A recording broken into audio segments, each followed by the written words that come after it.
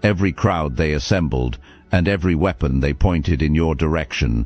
They sensed you were chosen, and they responded accordingly, with everything they had, as early as they could, with the desperation of people who already knew deep down that they were running out of time. The only thing they got wrong was thinking that going all the way would be enough to stop it. It was never going to be enough, because chosen ones do not stop. They do not stay buried.